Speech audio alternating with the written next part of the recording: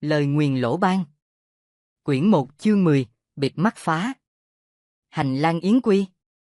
Lão mù cất tiếng hỏi, bàn tay chợt siết chặt lại bình nước da bò đã ở trong tay lão, bàn tay đang nắm chặt bình nước hơi giật giật, giọng nói cũng có chút run rẩy, không biết là do kích động hay sợ hãi, không ai nói câu nào, bởi lẽ chẳng ai biết trả lời lão ra sao. Vẫn là lão mù tiếp tục nói, vừa nãy chúng ta đã chạy lòng vòng trong hành lang này.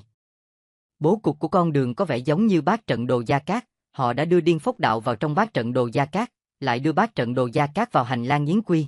Cách bố trí này dùng là cơ quan trong cơ quan, cạm bẫy trong cạm bẫy, hơn thế nữa, lại không thể nhận ra được một mối lắp ghép nào anh cả. Cuốn sách mà anh đưa cho tôi còn lâu mới bị kịp mức độ tinh xảo này. Chẳng ai nói câu nào, bởi lẽ mọi người đều cảm nhận thấy sự lo lắng ẩn chứa trong giọng nói của lão mù. Lão mù uống một ngụm nước, cố gắng trấn tĩnh, rồi cất bình nước đi, nói tiếp. Năm xưa tôi cùng cha mình vì muốn lấy trộm viên ngọc khuyết song Long Triều Thánh mà đã đi lạc vào một địa cung vô danh trong thành cổ Hàm Dương, bị khốn trong hành lang yến quy. Tôi thì mất đôi mắt, còn cha tôi thì mất mạng, đến cả thi hài cũng không thể lấy ra, may được anh cả đây cứu thoát. Nhưng anh cả này, hành lang yến quy khi đó không đi kèm với Điên Phốc Đạo và bát trận đồ Gia Cát, so với hành lang này rõ ràng còn kém xa ngọc khuyết hay ngọc quyết, là viên ngọc hình nửa vành tròn, hoặc vành tròn có chỗ khuyết, dùng để đeo bên người không. Đây không phải là Điên Phốc Đạo đưa vào trong bát trận đồ Gia Cát. Tôi không biết khảm diện này gọi là gì, song tôi chắc chắn rằng đó không phải là Điên Phốc Đạo, chỉ là trông giống Điên Phốc Đạo mà thôi. Hơn nữa, đây cũng không phải là hai loại khảm diện hợp lại, mà thực chất, nó là một khảm diện độc lập, dường như được thiết kế chuyên để đối phó với người trong môn phái chúng ta. Lỗ Thịnh Hiếu sau một hồi trầm tư suy ngẫm, cuối cùng cũng đã lên tiếng với bọn dưa vỡ. Không hiểu gì về bộ pháp trong Điên Phốc Đạo, ngược lại sẽ không bị mắc vào cạm bẫy này.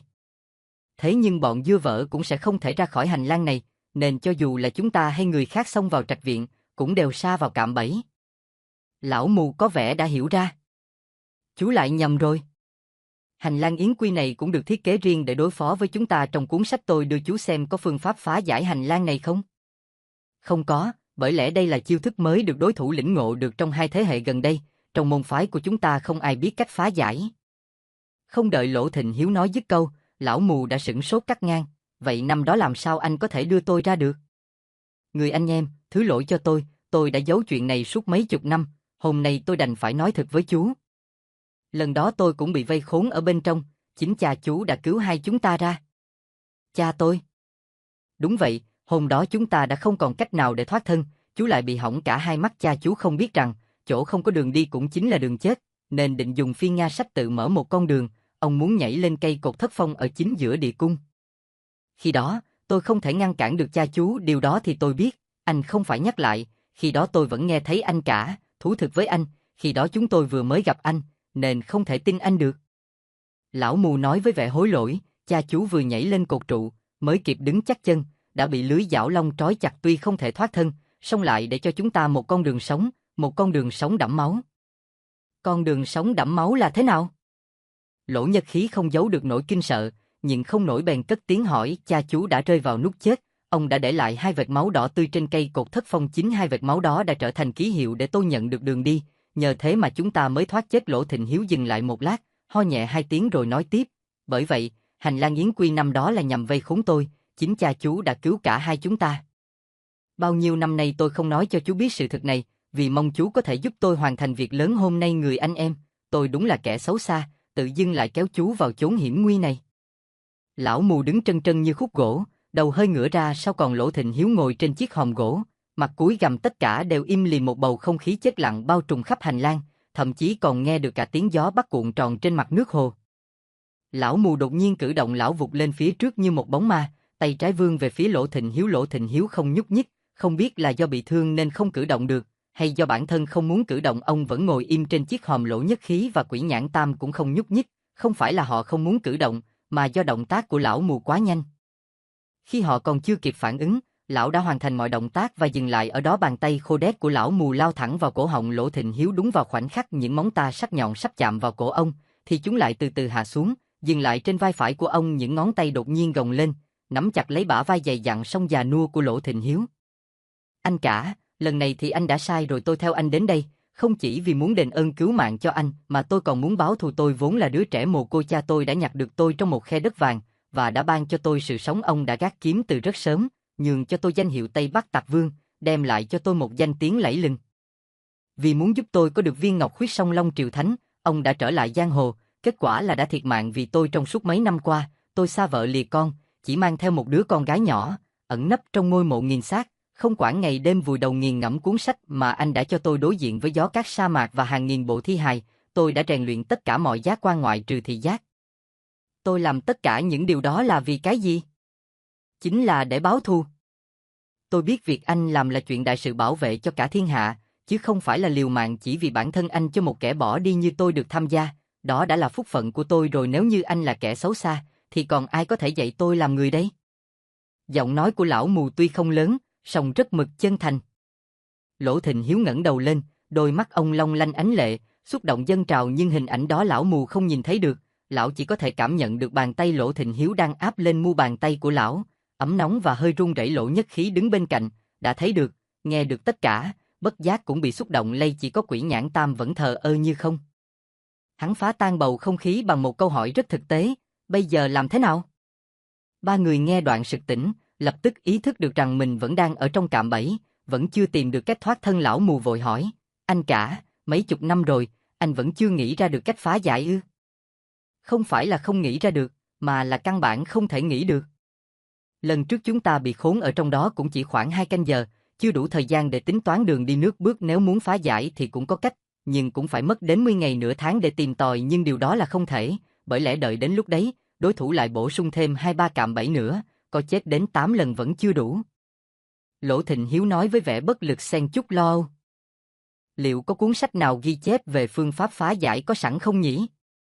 Lỗ Nhất Khí băn khoăn tự hỏi. Những kiến thức mà Lỗ Nhất Khí có được đa phần đến từ sách vở, tất cả những sách vở bí truyền của dòng họ chúng ta, cùng tất cả những cổ thư, văn tự tàn khuyết thu thập được trong suốt gần 100 năm qua, con đều đã đọc ở nhà chú Tư hết rồi.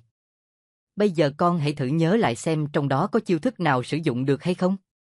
Lỗ Nhất Khí không ngờ bác cậu lại đưa cho cậu một câu trả lời như vậy, hay là để con bắn súng làm dấu? Phương pháp có sẵn này của Lỗ Nhất Khí không phải là học từ sách vở, song rõ ràng quá ấu trĩ Khảm Tử gia khi thiết kế cơ quan, nhất định đều biết rõ điểm yếu của nó, nên chắc họ đã có biện pháp đề phòng với những cách đánh dấu bằng ám khí, súng hay găm dính đồ vật. Chỉ có thể giống như cha của lão mù, nhảy lên khảm diện, khiến cho tất cả mọi cơ quan phòng bị đều hoạt động, sau đó mới có thể đánh ký hiệu được. Quỷ Nhãn Tam ngẫm nghĩ một hồi, thấy ba người kia có vẻ thực sự không nghĩ ra được phương cách nào, bèn rút chiếc cuốc mỏ hạt bằng thép từ trên vách tường hành lang ra, nói, để tôi phá tường, đẳng cột xem sao, không chừng lại có đường. Cách hắn nói năng vẫn kiệm lời như thường lệ. Nhưng câu nói gọn lõn của hắn đã khiến Lỗ Thịnh Hiếu và lão mù đều nhảy dựng lên. Cậu Tam, đừng có làm bừa, chắc chắn là không được. Chỉ cần cậu động chạm vào cơ quan trung tâm và cơ quan tự hủy của khảm diện, thì toàn bộ chúng ta đều chết chắc. Lỗ Thịnh Hiếu vội ngăn Quỷ Nhãn Tam lại. Lão mù ho khan một tiếng rồi nói, chỗ không có đường chính là đường chết.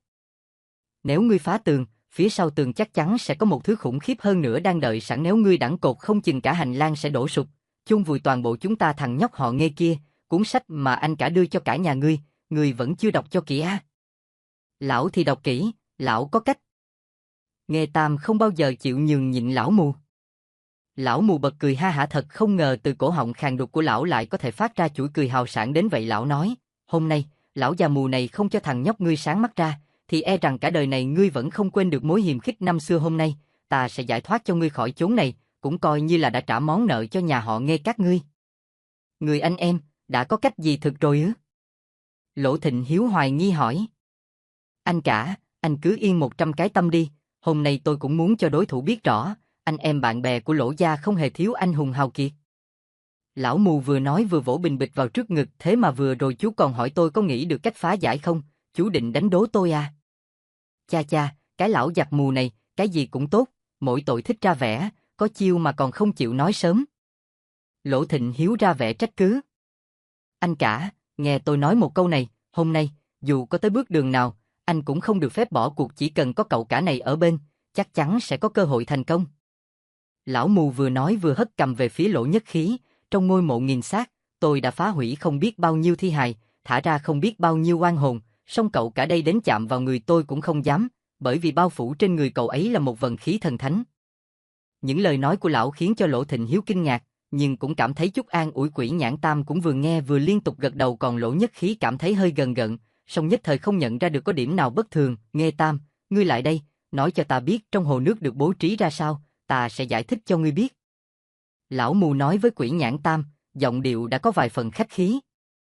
Quỷ Nhãn Tam lúc này cũng chẳng kịp nghĩ được gì, hắn liền ngoan ngoãn mô tả ngắn gọn về phương vị và độ cao của các khối đá trong hồ. Trước mặt cách 10 bước bên trái phương vị càng cao 2 trượng, cách 11 bước bên trái phương vị đoài cao trượng 8, phương vị đoài cao trượng 6, cách 8 bước phương vị ly cao trượng 1, cách 10 bước bên phải phương vị tốn cao 2 trượng 1, phương vị tốn cao trượng 2, cách 9 bước phương vị khảm cao trượng 7. Đây là phương pháp định vị dựa vào số bá quái kết hợp với độ cao. Ai nói Quỷ Nhãn Tam không đọc kỹ cuốn sách mà Lỗ Gia đưa cho, chỉ nghe cách hắn xác định phương vị, sẽ biết được rằng hắn đã bỏ ra không ít công sức để nghiền ngẫm. Lỗ Thịnh Hiếu vừa lắng nghe Quỷ Nhãn Tam xác định phương vị bố cục, vừa chăm chú quan sát, và ông đã nhận ra rằng, dựa vào nhãn lực của mình bây giờ, chắc chắn không thể định vị được chính xác bằng Quỷ Nhãn Tam.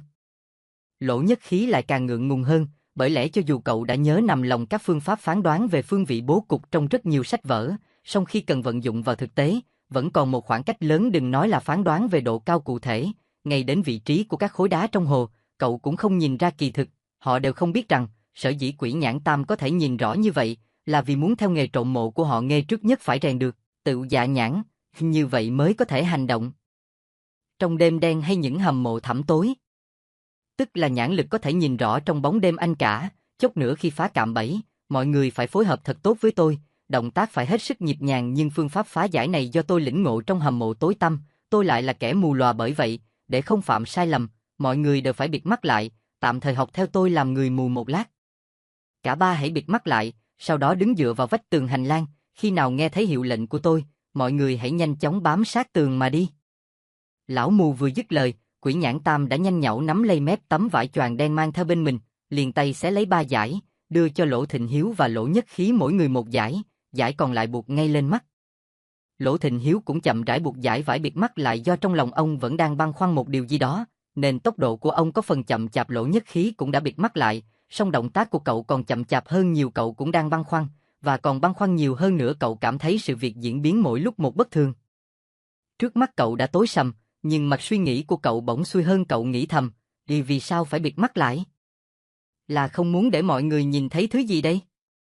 Bên tai vang lên những tiếng sột soạt, hình như lão mù đang lục lọi thứ gì đó. Chúng ta đều đã không nhìn thấy gì, vậy ai là người hiểu rõ tình hình nhất? Là chú mù. Chẳng phải vừa nãy chú đã yêu cầu nói rõ phương vị cho chú biết hay sao? Có tiếng gió nhẹ nhẹ, dường như lão mù đang khô khoắn thứ gì đó. Để phá giải hành lang yến quy cần phải bịt mắt lại hay sao? Không đúng, năm xưa chẳng phải là bác đã thoát được nhờ vào vết máu in trên cây cột thất phong hay sao? Từ vị trí lão mù đang đứng dường như bay vụt ra một thứ gì đó. Những lời nào vừa rồi đã khiến mình cảm thấy gần gẫn. Nào là trả món nợ cho nhà họ Nghê, nào là anh đừng bỏ cuộc, nào là vần khí thần thánh trên người cậu cả, nào là muốn hoàn thành việc lớn phải dựa vào cậu cả. Nghe sao giống như những lời trăn trối cuối cùng. Cơ thể lão mù dường như đã bay lên khỏi mặt đất, không? Lỗ Nhất Khí giật mạnh mảnh vải đen trên mắt, hét lên như phát cuồng.